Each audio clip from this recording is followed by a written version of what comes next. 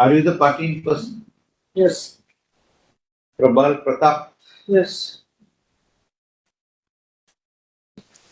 Mr. Judicial Servant, I order you to order the registration of FIR against ACP Vikasnagar Lucknow and You're Duplex ordering me. Technologies. You're ordering us. I am the sovereign and Duplex Technology Services for running cybercrime syndicate in across the country. That's all from my side. Everything is on record in 155 pages of the file, and that's all from my side. And these are few papers I have. So at this point, ये दे देना CGI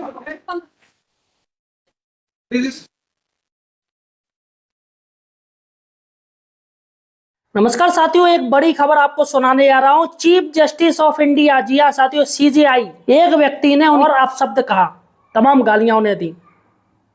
साथियों, सबसे बड़ी बात, जैसे भारत का प्रधानमंत्री, मुख्य प्रधानमंत्री कौन है? हमारे नरेंद्र मोदी जी।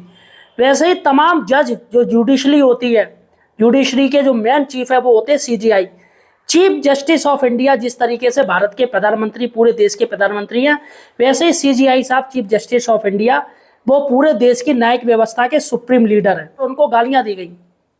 साथियों, आखिर क्या हो गया आजकल लोगों को? साथियों, आखिर ऐसा क्यों हो रहा है? क्या गलत कर रहे हैं जज साहब? जो ये लोग इतना कार्य कर रहे हैं, वो जानते हैं कि हमें जेल हो जाएगी, लेकिन अब जेल से कोई नहीं डर रहा है।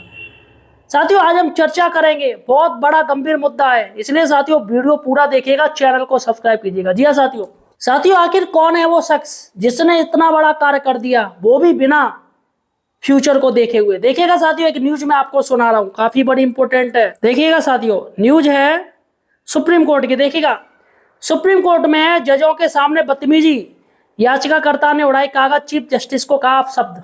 यह साथियों देखिएगा, न्यूज देखिएगा पूरी, वीडियो भी है, वीडियो भी मैं आपको दिखाऊंगा। सुप्रीम कोर्ट में आज शुक्रवार यानी शुक्रवार को 10 जुलाई को भारी हंगामा हुआ। एक व्यक्ति जो अदालत में खुद अपना केस लड़ रहा था, उसने भारत के मुख्य न्यायाधीश सीजीआई को अपशब्द कहे और बेंच के सामने कोर्ट रूम में कागज फेंके। देखिएगा कितनी बदतमीजी कर रहा है। सुप्रीम कोर्ट की कार्रवाई में बाधा डालने के बाद सुरक्षा कर्मियों ने उस व्यक्ति को बाहर निकाल दिया। यह घटना करीब 11 बजे जस्टिस के.वी. विश्वनाथन और जस्टिस आलोक अरांधे की बेंच के सामने हुई। सुप्रीम कोर्ट में याचिकाकर्ता, क्या मैटर था? सुप्रीम कोर्ट में कागज उड़ाने वाले याचिकाकर्ता की पहचान प्रबल प्रताप के तौर पर हुई है। वह बेंच के सामने पेश हुआ और खुद को स्वतंत्र बताया। जजों को न्यायिक सेवक कहते हुए उसने कहा, मिस्टर न्यायिक सेवक, यानी जजों को ये बात कही, मैं आपको आदेश देता हूं कि आप लखनऊ के एएसपी के खिलाफ साइबर अपराध का सिंडिकेट चलाने के लिए एफआईआर दर्ज करने का आदेश दें।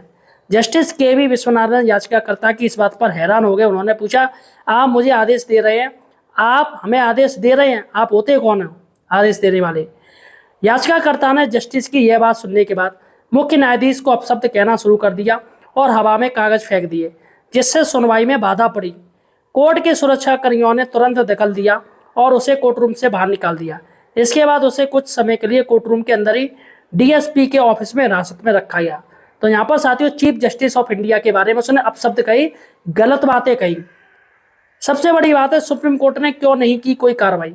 सुप्रीम कोर्ट में सुनवाई में पड़े दखल के बावजूद बेंच ने याचिकाकर्ता के खिलाफ अवमानना या कोई अन्य दंडात्मक कार्रवाई न करने का फैसला किया। जज ने कहा वह बहुत परेशान है, यह सब निराशा की वजह से है, हमारे मन में उसके लिए सिर्फ सहानुभूति है।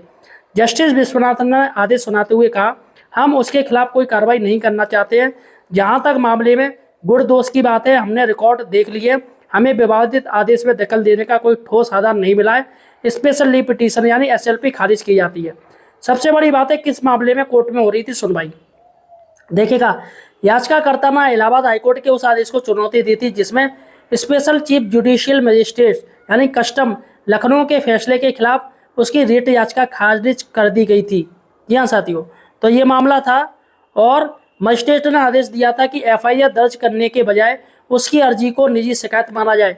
इलाहाबाद हाईकोर्ट ने माना कि ट्रायल कोर्ट के आदेश के खिलाफ याचिकाकर्ता के पास एक प्रभावी वैकल्पिक उपाय मौजूद था और उसे सही फोरम में जाने की छूट दी। हाईकोर्ट के फैसले के दखल देने के कोई कारण न मिलने पर सुप्रीम कोर्ट ने स्पेशल लीव पिटीशन खारिज कर दी और मामला खत्म हो गया। तो साथियों, यहाँ पर चीफ जस्टिस ऑफ इंडिया के बारे में बहुत गलत बातें कही गई। फिलहाल चीफ जस्टिस ऑफ इंडिया की बेंच नहीं थी, ना ही चीफ जस्टिस ऑफ इंडिया वहाँ पर मौजूद थे। फिलहाल साथियों आपका क्या कहना है, आखिर इसने ऐसा कदम क्यों उठाया, मुझे कमेंट सेक्शन में जरूर बताइए। धन्यवाद।